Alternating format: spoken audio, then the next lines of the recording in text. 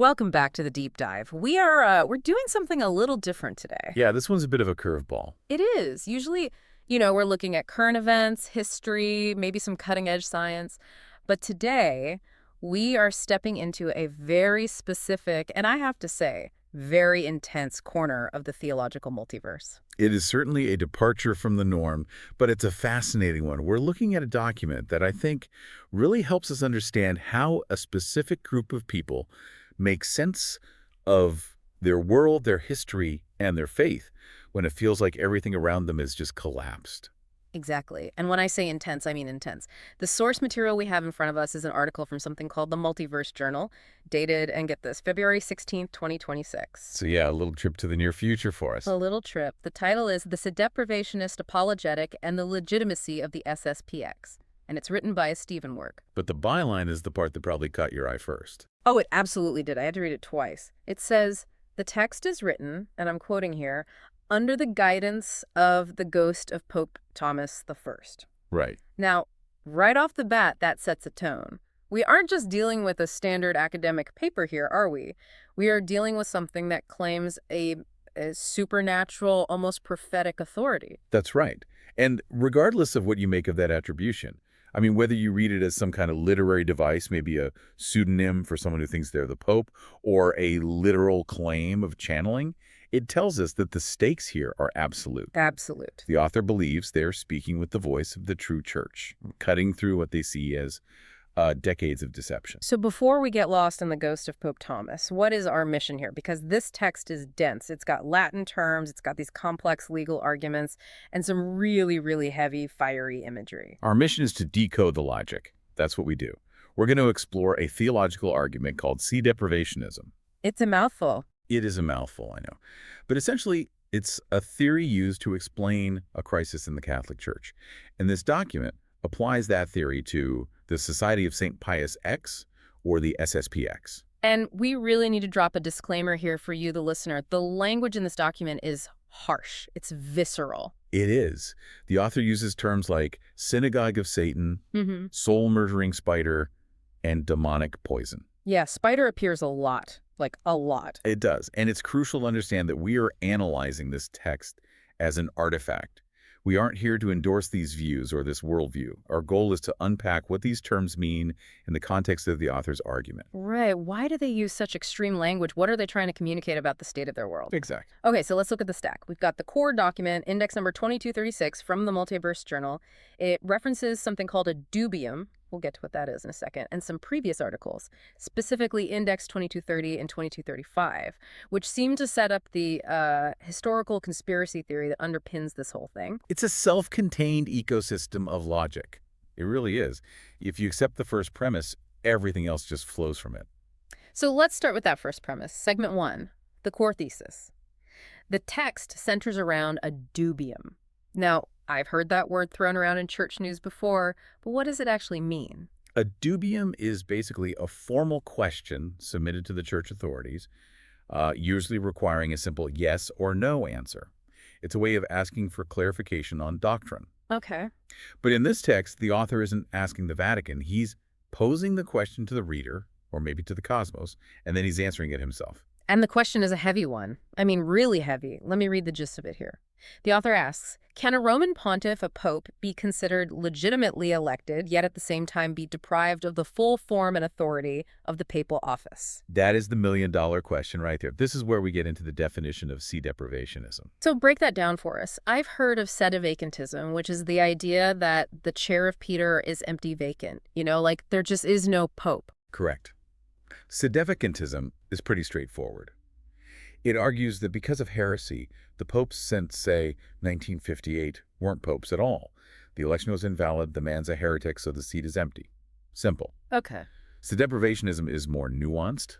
It's trickier. It implies the seat is occupied but blocked. Blocked. Think of it like a squatter in a house, or maybe a better analogy is a monarch who has the crown and the palace but hasn't been given the legal power to actually rule. So he's there, but he can't do anything. The text says the Pope is legitimately elected. So the voting happened, the man is there physically, but he is deprived of the full form and authority the power isn't flowing. And the text gives specific conditions for why this happens. It says this happens when the Pope persistently professes, promotes, or applies doctrines identified as modernist, and that he does so pertinaciously. That word pertinaciously is absolutely key in canon law. It's a legal term. It means stubbornly, knowingly. It's not just making a mistake or being confused. It's doubling down on an error when you've been corrected. So it's willful. It's willful. And the text attributes this defect to a defect of intention or public heresy. Defect of intention is a fascinating concept to apply here. In Catholic theology, for a sacrament to be valid like baptism or communion, the priest must intend to do what the church does. Right, you have to mean it. You have to mean it. The author is applying this same principle to the papacy itself. He's arguing, if you get elected pope, but your intention is to destroy the traditional church or turn it into something else, you don't actually receive the spiritual authority from God, even if you have the office physically. Wow. You have the body of the papacy, but not the soul. That is a wild distinction. So you have a guy in the white cassock, he's waving from the balcony, he's meeting with world leaders, but according to this theory, the Wi-Fi connection to divine authority is just severed. Precisely. That's a perfect way to put it. The hardware is there, but the software isn't running. And the author's answer to this dubium, this question of whether such a state is possible, is a resounding yes. Of course it is. And not only is it possible, he claims this has been the reality from 1958 to present. 1958, okay. That is the line in the sand. That brings us to our second segment, the historical fracture. Why is 1958 the magic number? What happened that year? 1958 was the year Pope Pius XII died. He's widely seen by traditionalists as the last true Orthodox pope before the major changes of the mid-20th century began. Okay. His successor was John XXIII, the one who called the Second Vatican Council. For the author of this text, and for many in this specific traditionalist stream, the death of Pius XII marks the end of the true church as a functioning institution and the beginning of what they call the infiltration. And the text references a previous article, Index 2235, which makes a massive claim. It says that before 1958, the College of Cardinals was already infiltrated by Synagogue of Satan modernists. This is a classic conspiratorial structure. It's never just that something went wrong. It argues that the enemy was already inside the gates, waiting. And that phrase, Synagogue of Satan, that's biblical, right? It is. It's drawn from the book of Revelation, chapter 2 and chapter 3. In the Bible, it refers to a group who claim to be Jews but are not. In this context, the author is using it to describe a group of modernists, people who want to update the faith to fit the modern world, who he believes are actively working against the divine order from within the church itself. And the accusation regarding the 1958 election is incredibly specific. The text says it involved fraud, injustice, and disordering. Right. There are long-standing theories in these circles, often unproven or debunked by mainstream historians, that the 1958 conclave was rigged. Some believe a different, more conservative cardinal was elected first and then forced to step down under threat. I've heard that one. The white smoke was seen, then it turned black again. That's the one. This text adopts that view completely. It claims the election was infiltrated, and the result was that the papal office was taken over. And the author writes that this wasn't just one bad apple. It was coordinated power, likely including other Synagogue of Satan-controlled bishop and priest office holders. So it's a full-on coup. A spiritual coup d'etat. Exactly. And the proof, for the author, the ultimate proof of this coup, is what happened next. Vatican II. Oh, boy. Vatican II. Okay. Usually when we read about Vatican II in history books, it's framed as this moment of opening the windows, letting in fresh air, modernizing the liturgy, engaging with the world. Right, the aggiornamento. But this text, it describes it as demonic poison-filled. The contrast could not be starker. For the mainstream church, Vatican II is a new springtime. For this author, it is the moment the poison was systemically injected into the veins of the institution. The text calls it a public announcement that Satan has been enthroned there. That is terrifying imagery. Satan has been enthroned there. And then there is this line. I marked it because the spelling is unique. None so deaf sick than those too weak to hear. He spells deaf as D-E-F-T. It's likely a typo or perhaps some kind of archaic affectation he's going for, but the meaning is clear. He's twisting the old saying, none so blind as those who will not see. He's saying that people are willfully ignoring the signs. They are too weak to hear the truth because the truth is too horrifying to accept. Which makes sense, right? I mean, if you tell a devout Catholic, hey, guess what? The Pope isn't really the Pope, and the whole structure you trust has been taken over by a demonic conspiracy, That is a traumatic thing to process. Exactly. It requires a complete shattering of your reality. And that's what this text is trying to do, is trying to break the reader's existing paradigm to replace it with this see-deprivationist worldview. It's a kind of red pill moment for them. So if the church was taken over in 1958, what did it become? That leads us to segment 3, the enemy. The author doesn't just call it the post-Vatican II church. He has a name for it, the spider. The Synagogue of Satan, soul-murdering spider. Yes. It sounds like something out of a Tolkien book or a dark fantasy novel. Why a spider? What's the significance of that? Well, think about what a spider does. It spins a web, it's patient, Hmm. it traps, it immobilizes its prey before consuming it. The author describes a spinning web imposter church. The idea is that this new institution looks like the church, it feels like the church, it uses the language of the church, but it's a trap designed to catch souls and, as he says, murder them. And he lists the traits of this imposter church. And this is what I found interesting. It's flattering and pride-filling. Usually you think of evil as this ugly, scary thing, but he's saying this evil is seductive. That's a very traditional theological insight, actually. Yeah. The devil comes as an angel of light.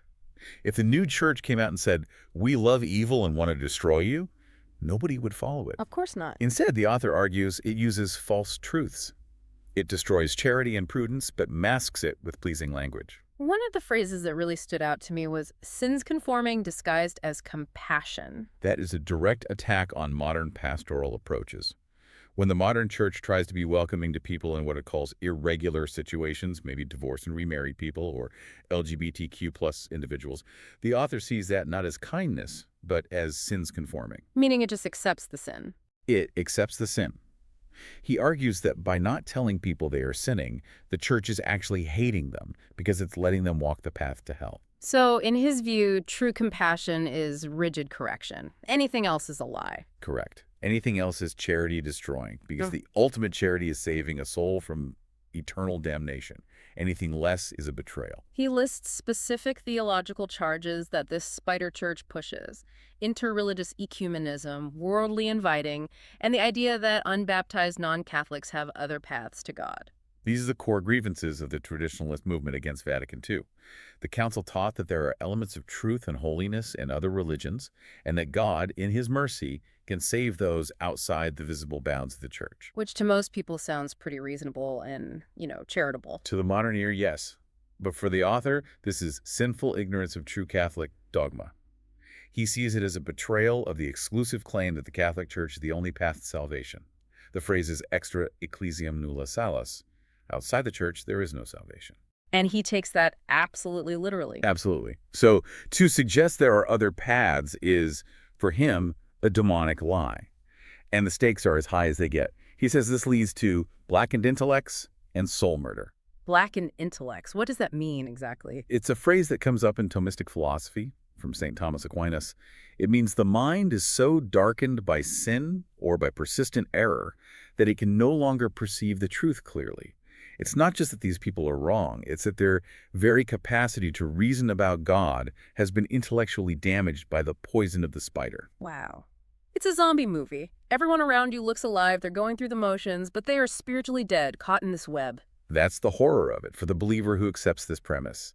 You are surrounded by an institution that claims to be your mother, but this text argues it is actually a predator feeding on you. Okay, so if the Vatican is the spider, who are the good guys? Who is fighting the spider? This brings us to segment 4, the resistance. And this is where the Society of Saint Pius X, the SSPX, comes in. This is the pivot point of the entire article. I mean, the text is titled, "The Legitimacy of the SSPX." The author has spent all this time building up the monster, and now he needs to introduce the hero. He needs to explain why, if the Pope is the head of the church, this group of priests basically ignores him. For those who don't know, maybe give us the 30-second primer on the SSPX. What are they? Okay, quick version. They were founded in 1970 by a French archbishop named Marcel Lefebvre. He refused to accept the reforms of Vatican II, specifically the new Mass and the teachings on religious liberty and ecumenism. So he was a dissenter from the beginning. A very prominent one. He kept training priests in the old way, using the old books and the old rites. The Vatican eventually declared him and the bishops he consecrated schismatic. Then they lifted the excommunications later, but their official status remains complicated. They're on the fringes of the Catholic world. But for this author, they aren't on the fringe at all. They are the center. Exactly. The author calls them anchored to the rock of Peter. And this is the central paradox of his whole argument. To be faithful to the office of Peter, the papacy as an institution, they must disobey the man who's currently sitting in the chair. Because the man is a fraud, or at least deprived of authority. Precisely. The text talks about right-ordered religious worship versus religious degenerating modernists' directed alterations. It's a mouthful, but it basically means the old stuff works, the new stuff is broken. It's an engineering argument, in a way. The old rite, the traditional Latin Mass, was designed over centuries by God and tradition to save souls. The new rite was, in his view, designed by a committee of modernists in the 1960s to accommodate the world. Therefore, the SSPX, by sticking to the old ways, maintains rigid fidelity to the traditional, pre-1958 true Catholic Church. There is this great line where he defends the SSPX's intentions. The source says they act with careful, meditative, Holy Ghost-assisted discernment and charity. He's defending them against the common charge of pride. Critics say the SSPX are arrogant for thinking they know better than the Pope and all the bishops. Right, that's the obvious criticism. But the author counters that it's not arrogance, it's duty and service. They see a house on fire, and they are sounding the alarm, even if the person who owns the house tells them to be quiet. The paradox you mentioned, appearing disobedient in order to be faithful, is really stressed here. The text says they falsely appear disobedient or schismatical to those caught in the intellectually darkening synagogue of Satan's soul-murdering spider. It's the Matrix defense. It really is. If you are in the Matrix, the person trying to unplug you looks like a terrorist or a maniac, but in reality, they are the liberator. The author is telling the listener, you think the SSPX are the bad guys? That's only because the spider has blackened your intellect and you can't see reality anymore. Which is a completely unfalsifiable argument, right? Any criticism just proves this point. Completely. It's a closed loop. That brings us to the weapon of choice in this war. Segment 5, the liturgical battleground. We are talking about the Latin Mass. The traditional Latin rite, yeah. For the author, this isn't just a matter of preference for, smells and bells or pretty Latin chanting. It is, and he says this directly, perhaps the most effective spiritual weapon against the intellect, darkening, soul-murdering spider. A spiritual weapon, not just a prayer, a weapon. Think of it like an exorcism. The author believes the modernist church is, at some level, demonically influenced. The Latin Mass, with its specific prayers, its gestures, its deep theological roots, acts as a repellent to that demonic influence. It illuminates the soul and drives out the darkness. The text mentions the most recent attempt at the suppression of the traditional Latin race. This refers to real-world events, right? This isn't just theoretical. It does. In recent years, the Vatican under Pope Francis has severely restricted the celebration of the Latin Mass, rolling back permissions granted by his predecessor, Benedict XVI. Okay, so for a mainstream Catholic, this is just a disciplinary decision by the Pope. He's the boss, he can make the rules. But look at how our author interprets it. Completely differently. He says the attempt to ban the rite is proof of the Vatican's corruption. How does he make that leap? His logic is this: any rite that the Catholic Church once professed can never be profane. If the Church used it for centuries to make saints, it can't suddenly become bad or harmful. So if the current Vatican calls it profane or tries to bury it, then the current Vatican cannot be the true Church. It's a self-confirming proof. The harder Rome attacks the Latin Mass, the more it proves to him that Rome is the spider. Exactly. It's the spider's deception. By attacking the past, by calling the old rite harmful, the spider tries to trick believers into thinking the pre-1958 church was wrong or deficient. Which is impossible, according to dogma. Right, and if the pre-1958 church was wrong, then the church has failed. But since Jesus promised the church cannot fail, it must be the current structure that is the false one. The logic is airtight if you accept the premises. This leads to his legal argument. Segment 6, the state of emergency. The author invokes this term, which has a specific meaning in canon law, doesn't it? It's not just a figure of speech. It does, yes. Yeah. In a state of emergency, like a war, a plague, a complete breakdown of communication ordinary laws can be suspended for the sake of the supreme law, which is always the salvation of souls. The SSPX has always argued that they are operating in a state of emergency. And the author says this state is arguably true. Why? Because few throughout the body of Jesus Christ on earth have recognized the danger. He's saying the emergency is epistemic. It's an emergency of knowledge and perception. The fire is raging, but most people don't know they are in danger. They've been lulled to sleep by the spider. They are, again, impaired by blackened intellects. And he takes a shot at the moderates, too. The people who might see problems but don't want to rock the boat. He says those who stay silent are wanting in faith. It's a call to arms. Neutrality is not an option in this worldview. If you see the spider and you say nothing, you are complicit in its soul murder. He also brings up the refusal of Rome to approve SSPX bishops. Lefebvre consecrated bishops without paper permission, which was the final straw for the Vatican. But the author flips it. He calls it Rome's public confession that the unholy directs them. Again, flipping the entire narrative. The Vatican says, we won't approve your bishops because you are disobedient. The author says, no, you won't approve our bishops because you are unholy and you hate the truth and the tradition they represent. Every action taken by the spider just reinforces his belief that it is, in fact, the spider. Every single one. Now we get to the climax of the piece, the ultimate conclusion. This is where the text goes beyond just defending the SSPX and makes a truly radical theological claim about where the church actually is. This is the see deprivationist twist. This is where it all leads. The author writes, the vicar of Christ's chair has been forsaken by papal office holders. I notice he spells vicar, V-I-C-T-A-R. Another one of those stylistic quirks. But the meaning is clear. Forsaken. Abandoned. Yeah. Left empty of its authority. But then he immediately reminds us of the promise. God promised the gates of hell would never defeat the true church. So we have a dilemma, a logical problem. The chair in Rome is occupied by a spider, in his view. But the church cannot be destroyed. So where is the chair? Where did the authority go? The text concludes, and this is the line, the chair is now with the SSPX. That is a massive statement. I mean, just pause on that for a second. He is suggesting a literal transfer of authority. Not necessarily that the SSPX leader is the new pope, but that the function of the papacy, the preservation of the faith, the protection of the flock, the chair as a theological concept, has effectively migrated to the society. Because of the vacancy, or the privation, to use his word, in Rome. Right. If the lights go out in the palace, the legitimate government has to move to the bunker. The author is arguing that the SSPX is the bunker. They are holding the chair in safekeeping until the spider is defeated and a true pope can be restored. It's a stunning claim. It implies that the physical Vatican, St. Peter's Basilica, all of it, is just a shell. A beautiful, historical, but haunted house. The real, living heart of the church is in these little priories and chapels run by the SSPX around the world. It completely reorients the map of Christendom for the believer. Rome is no longer the center, it's the occupied territory. The periphery, the SSPX, becomes the new center. So let's take a step back and look at the whole picture. Segment 7, synthesis. What have we seen here? We've traced a very specific, and I would say a very internally consistent logical arc. It starts in 1958. The infiltration. The moment the synagogue of Satan supposedly hijacked the papal election. Then we move to the consequence of that infiltration, the spider. The modernist church that emerged from Vatican II. Rah. Flattering, deceptive, soul-murdering, spinning its web. Then the countermeasure, the state of emergency. The legal and moral justification for resisting the spider, for appearing to be disobedient. And finally, the resolution, the SSPX as the bearer of the chair. The sole surviving remnant of the true church, maintaining the rigid fidelity required to keep the connection to God alive on earth. You know, regardless of whether you agree with a single word of this, and it is a radical fringe position, you have to admire the internal consistency. Oh, it is a closed loop of logic. It's hermetically sealed.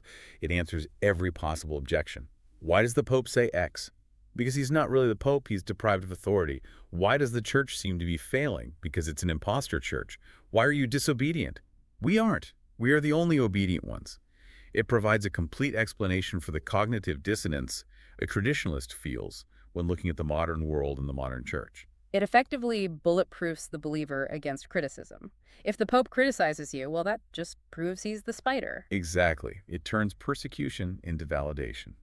It's a sign that you're on the right track. And the ghost of Pope Thomas I, where does he fit in? It adds that layer of supernatural urgency. It's the ultimate trump card. This isn't just stevenwork's opinion. It's a message from the Church Triumphant, from the saints in heaven, from a legitimate, albeit ghostly pontiff. So as we wrap up this deep dive into the multiverse of February 2026, I want to leave our listener with a final thought to chew on. Let's hear it. The author implies, or outright states, that the church is defined strictly by rigid fidelity to pre-1958 dogma. It's a spiritual geography, not a physical one. Hmm? If the chair can move from the Vatican to a society of priests based on what they believe and say, rather than where they physically sit, Right. what does that mean for the concept of an institution itself? That is the ultimate question this text raises, isn't it? Is the church a visible structure with a hierarchy you can point to on a map?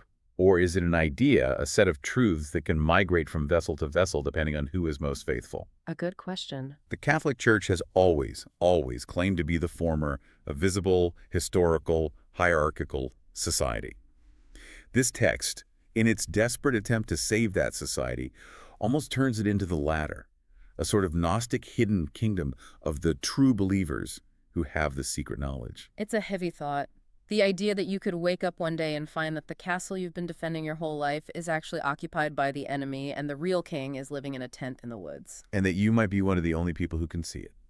None so deft than those too weak to hear. Indeed. Well, that was a trip, a real journey. Thank you for guiding us through the spider's web, so to speak. My pleasure. Just remember to check your sources and maybe keep a light on tonight. Always. Thanks for listening to The Deep Dive. We'll see you in the next timeline. Goodbye. You know, before we truly sign off, I can't stop thinking about that spider metaphor back in segment 3. We touched on it, but the text layers on these specific descriptors that I think we really need to sit with for a minute. Which ones? Charity destroying and prudence dismissing.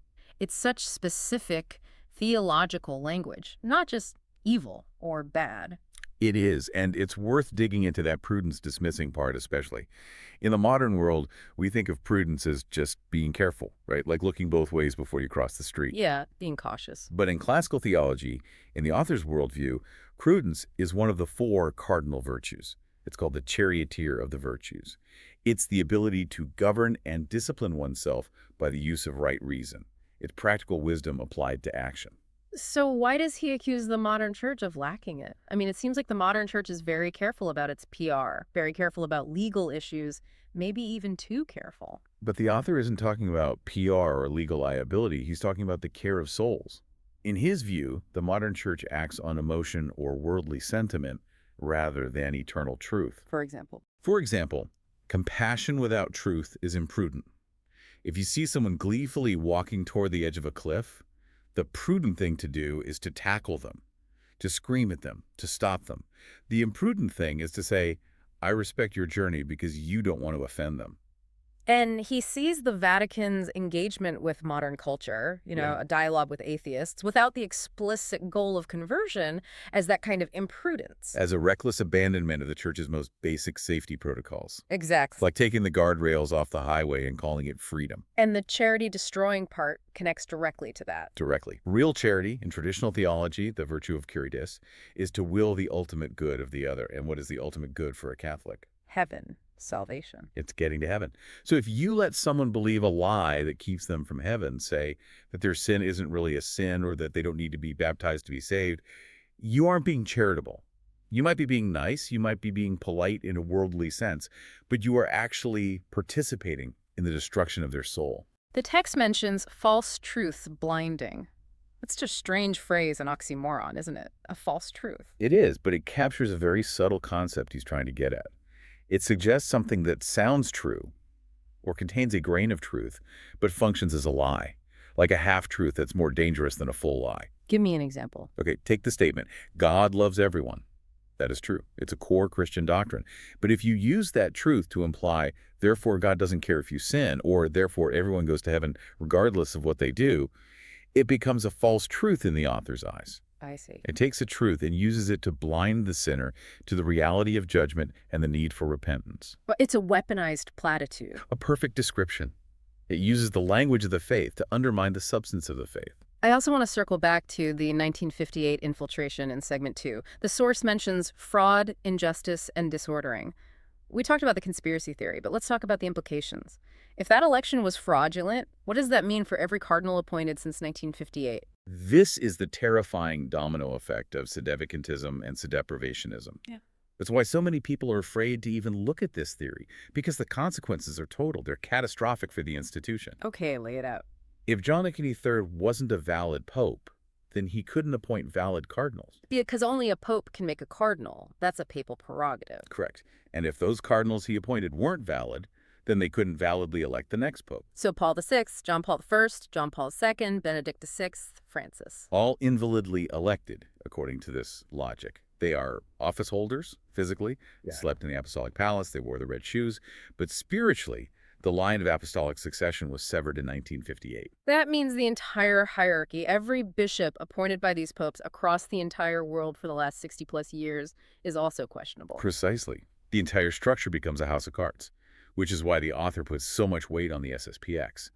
The SSPX bishops trace their episcopal orders back to Archbishop Lefebvre, who was made a bishop before the 1958 line in the sand. Ah, so their lineage is pure, in his view. Their lineage is clean. Their authority derives from the old, untainted structure. So they are the lifeboat logic again. They're the only ones with the pure DNA of the pre-1958 church. That's the argument. And that's why the text refers to other synagogue of Satan-controlled bishop and priest office holders. It implies a massive network of illegitimate authorities. It's not just the Pope who's the problem. It's your local bishop, maybe even your local parish priest if they were ordained in the new rite by a bishop appointed after 1958. It's total. The whole thing is compromised. The whole thing. Let's talk about the ghost of Pope Thomas I again for a second. We laughed about it in the intro, but looking at the text, the author treats this seriously. Written under the guidance of. He does, and there's a historical obscurity here that's really interesting. There has never been a Pope Thomas. Right. I looked that up. I was thinking, did I miss one? Yeah. But no, there's no Pope Thomas in the history books. There's St. Thomas Aquinas, obviously, but no Pope Thomas. So who is Pope Thomas I? It could be a future pope the author is predicting. Or, and this is more likely in the multiverse context of the journal, it implies a pope from an alternate timeline or a hidden lineage. Like what? Perhaps the person who should have been elected in 1958. Oh, that's a fascinating angle. If the 1958 election was stolen, maybe the guy who was supposed to win took the name Thomas in secret. It's possible. Yeah. Or it's a spiritual title the author has adopted or has had revealed to him. By invoking Pope Thomas III, he is signaling that he answers to a different, higher authority than the one sitting in the Vatican. He is answering to a ghost, a spiritual reality that supersedes the physical reality we see. It validates the text's authority without needing a stamp of approval from Rome. I don't need the current pope's permission. I have a ghost pope. It sounds absurd to the secular ear, but as a rhetorical move within this worldview, it's powerful. It claims direct access to the divine will. It bypasses the entire corrupted bureaucracy completely. Let's look at segment 5 again, the liturgical battleground. The text says the Latin rite can never be profane. He says any rite that the Catholic Church once professed can never be profane. This is a direct quote from Pope Benedict VI, isn't it? Or at least a very close paraphrase. It's very close to Benedict VI's famous statement in his document Summorum Pontificum from 2007.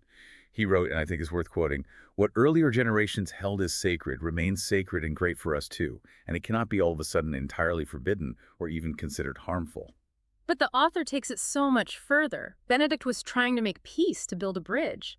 This author is using that same principle as a sword. Yes. Benedict argued for what he called the hermeneutic of continuity, that the old and new can and should coexist. This author completely rejects that. He argues that if the new attempts to kill the old, the new reveals itself as evil. He sees the recent suppression not as a mere policy change, but as a demonic blinding. He uses the phrase holy illuminating. He says the Latin Mass provides holy illuminating that the soul was trapped in evil false church. It's the idea of contrast. I like to use the food analogy here. If you spend your whole life eating, gruel, and you're told that gruel's the best food in the world, you believe it. But then one day, someone gives you a perfectly cooked seasoned steak. Right. You take one bite, and in that instant you realize, oh, I was starving and I didn't even know it. The steak exposes the gruel for what it is. Exactly. He argues that when a Catholic who has only known the modern Mass attends the traditional Latin Mass, with its silence, its reverence, its ancient prayers, they experience a spiritual steak that exposes the gruel they've been fed their whole lives. And that realization is dangerous to the spider. It's lethal to the spider's deception. Because once you taste the true rite, you can't go back. You realize you were being demonically eaten, deprived of essential spiritual nutrition. Demonically eaten. The visceral body horror in this text is just relentless. It reflects the author's level of distress. This isn't an academic disagreement for him. It is a battle for spiritual survival. He feels like he is watching people he loves being consumed by a system that hates them. I want to touch on this state of emergency one more time in segment 6. The text says Rome's refusal to approve SSPX bishops is a public concession that the unholy directs them. This is a classic inversion tactic we see in a lot of conspiratorial thinking. In a normal legal system, if the judge rejects your motion, it means you're probably wrong. In this system, if the judge rejects your motion, it proves the judge is corrupt. Heads I win, tails you lose. But from the deprivationist perspective, it's the only logical conclusion. If the SSPX is doing God's work by preserving the true faith, and Rome opposes them, then Rome must be opposing God. And therefore Rome is unholy? QED. The logic is, again, perfectly self-contained. One of the specific lies he lists is that unbaptized non-Catholics have other paths to God. This is a big one in modern theology. It is. Since Vatican II, the Church has really emphasized interreligious dialogue. The idea is to find common ground, to respect the work of the Holy Spirit in other traditions.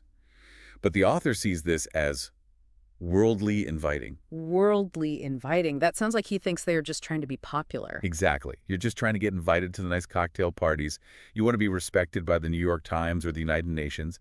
You don't want to be the weirdo in the corner telling everyone they need to be baptized to be saved. But by not being that weirdo, the author claims you are leaving them in sinful ignorance. And denying them the hope and guidance of the Trinity.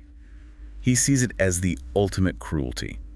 If you have the cure for cancer, which for him is the sacraments, and you don't tell the cancer patient about it because you don't want to be rude or because you want to respect their journey with the disease, you are responsible for their death.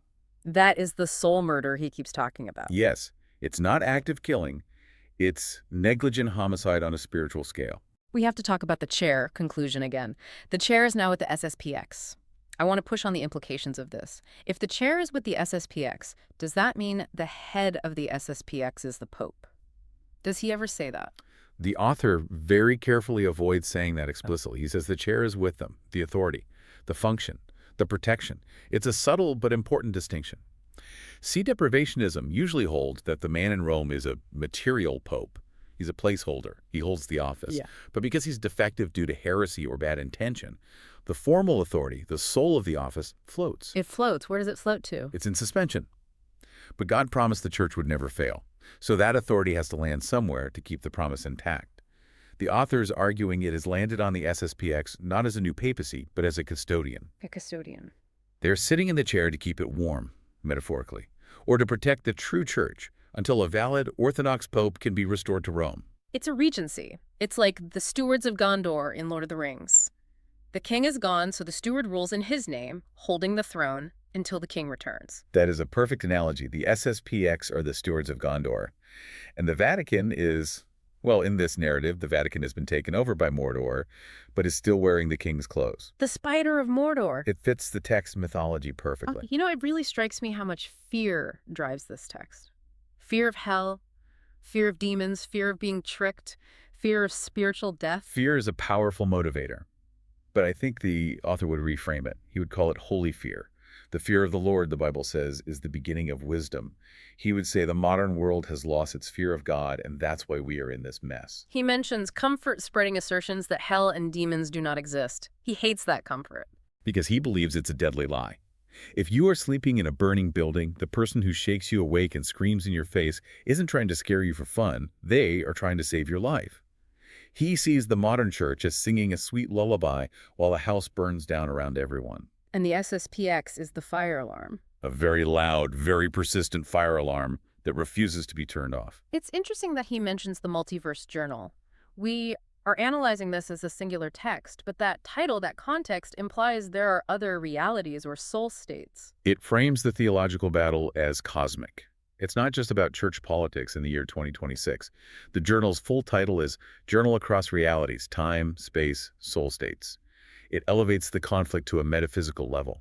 The ghost of Pope Thomas isn't just a quirky pen name. It's a signal that this battle transcends our timeline. It makes the spider seem even more eldritch and terrifying. It's not just a corrupt bureaucracy. It's a multidimensional entity. The synagogue of Satan, operating across time and space. Yes. Okay, we've pretty much dissected the anatomy of this spider, but I want to end on the hero again, the SSPX. The author says they are unjustly persecuted. This is crucial for their identity. Martyrdom is the seed of the church. If they weren't being persecuted, they might worry they weren't doing it right. The persecution confirms their righteousness. Blessed are you when they revile and persecute you. Exactly. Every time the Vatican sanctions them, or the mainstream media mocks them, or they called schismatic, they can just check a box on the true church checklist. It's proof they're doing something right. It's an unshakable position. It is logically hermetic, sealed tight against any outside criticism. So what does this all mean? We've got a ghost pope, a spider Vatican, a steward SSPX, and a timeline fractured in 1958. It means that for the people who subscribe to this view, and there are more of them than you might think, even if they don't use this specific spider language, the world we see every day is an illusion. The real world is a spiritual war zone. And in that war, they believe they are the last line of defense. They are the resistance. The resistance against the demonic poison. Well, on that cheerful note, we really are going to wrap it up this time. It's been a fascinating, if somewhat terrifying, look into the C-deprivationist mind. It certainly has. It challenges us to think about how we define authority, truth, and institution. And whether we are too weak to hear, or just tuning into a different frequency. Thanks again, everyone. This has been The Deep Dive. Keep your eyes open. And your intellect's bright. Bye for now.